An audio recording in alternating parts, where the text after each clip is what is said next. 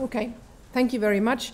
Maybe also to come back to a point that that Louis mentioned before, of why we have invited Louis and also Paul to join us today in the presentation of the review findings. The entire exercise is not an assessment, and it's not an assessment and it's not an evaluation. It's really establishing a dialogue where we learn at different levels. So we would like to engage all the 5 HEIs that we have visited, plus the additional ones in the learning process. And we also would like to learn from Ireland things that can be applied elsewhere.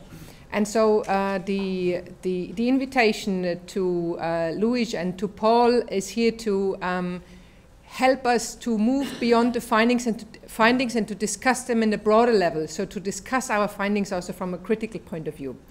Now, the second dimension that we looked at is teaching and learning. And here I have, I think, 5 slides. I would like to start with the key findings. Again, here are findings which are relevant for other countries. So you will not only see the Irish relevance, but also the relevance for other countries. The first one is of particular importance, I think, because higher education is something where you enter at some point, but you may want to exit because other priorities came up. So you may have created a family, you have found a job, you want to go out, and you want to come back to higher education. So the National Qualifications Framework with the multiple credited exit and re-entry options is an example that we would like to also promote in other countries, because it seems to work if you look at your tertiary attainment levels.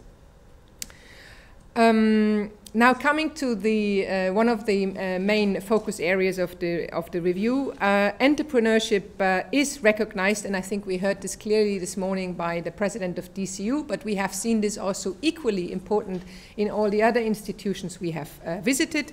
It's a key transversal competence, and there is clear commitment from senior management to open possibilities for students to get involved. There is also support for the many champions we have seen to move beyond individual performance to institutional performance.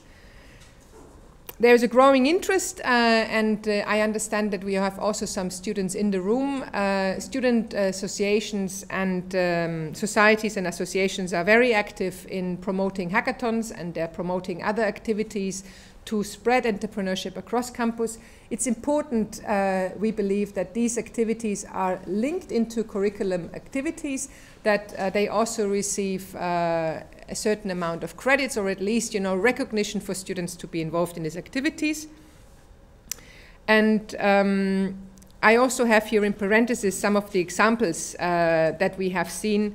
So if you allow me to go back to the first point on the national qualification frameworks and the moving in and moving out, there is the adult continuing education that we saw at UCC, which is an interesting example of how you open activities that maybe are created because of certain springboard programs across campus. And the point I just mentioned with entrepreneurship as a key transversal competence, yeah, here at DCU you have a number of activities both inside and outside curriculum. And the growing interest, yeah, I think the e-portfolio, not to speak too much about DCU, but I think DCU has been one of the pioneers in allowing recognition of certain activities to happen, and also students to critically reflect what they learn both during classes and outside classes. The National Forum, I mentioned it this morning, ACE and SEEN, they're key stepping stones to develop existing and new initiatives further. And we also see an opportunity for the National Forum to play a greater umbrella role in the field of entrepreneurship education or entrepreneurial education.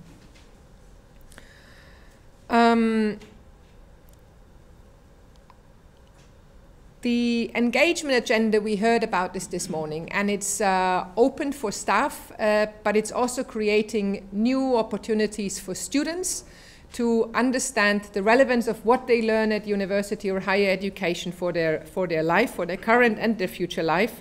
And it's important to have recognition for this. So you can only do a certain amount as a student outside your classes, and you need to have these documented as the e-portfolio allows, or the UNIN module, to get rewards and recognition for this. Now another model that we have seen, the community academic research links at UCC, is actually a very good opportunity for students to get early on involved in research activities, and to have a research protocol that they are part of. I think if we go back to the slide that Louis showed before about what is science, it's very important, I think, for students to understand where their contributions and their role could be early on. If we want to also build epistemic communities whereby people who have studied and worked at universities come back at a later stage when they are in charge of activities in companies, for example, to use knowledge from universities for their innovation activities. Internationalization is a key strategic area. It's important to increase mobility, but at the same time, you know, it's also about creating opportunities for those who never move abroad, you know, who are not able to really take up an international study stay during their studies. So internationalizing abroad, and also the New Irish, we have seen examples of this. Now, learning is going beyond traditional lecture halls, and Ireland, I think, is moving very quickly on this agenda. It's important to support academic staff to prepare those digital modules. You know, some of this you can use it more often, and you can build on them and eventually save time later on. But it's important to recognize the time that you have to have in preparing those, and also to support this with technical stuff. 3 recommendations, main recommendations coming out of this. One is that the broad understanding of entrepreneurship should be spread across campus. We have heard from some of the students, I mentioned this morning, 400 people that we saw in total. I don't know how many of these were students, you know, but also in the student survey that we did, it came out clearly that entrepreneurship is more than just what you do in business school and what you do in certain marketing courses, but it's something that is widely associated with how you view your future today. You know, that you are the one who can also create a job for yourself or for others, which is what, you know, in the OECD, in the European Commission, we want to see job creation. But it's also, you know, about realizing that you can create your own job.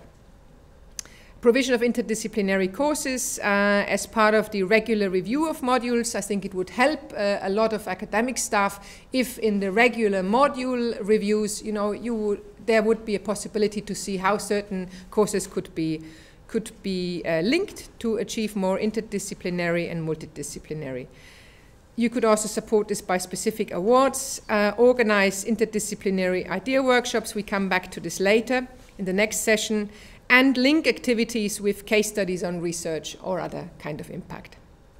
Finally, there is great room to link with the activities that are already going on with the international or just the alumni strategy.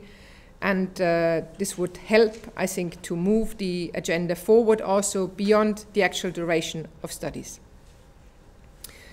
The local ecosystems, I think now with the regional clusters, we have the possibility of linking things in different regions. The next review will be in the Netherlands, and here we have 3 cities lined up: Rotterdam, Utrecht, and Amsterdam. They all have, because they have multiple higher education institutions, they have created centers for entrepreneurship which serve different institutions, and we will feed back, I think, at a later stage, the findings we will have from this review. Some spaces, I think, would also be useful. Dublin, I think, is a specific case because you have a lot of spaces and that can be used. But I think in other places, it's important to use the spaces available by different authorities and to link them to higher education activities. The last one here is the collaboration with local small and family firms. We found that there is room to raise the involvement of these firms in collaborative education and work-based learning. It's often a first starting point for, as our alumni, for other activities in the area of university business collaboration. Participation in diploma supplement activities, student peer mentoring could all be tailored or directed towards the needs of local small and family firms. I come back to the initiative I mentioned before with Karl. I think also designing research outputs that serve particular partners of higher education institutions can also help to raise the interest of wider actors in the sector. I think I stop here. Thank you.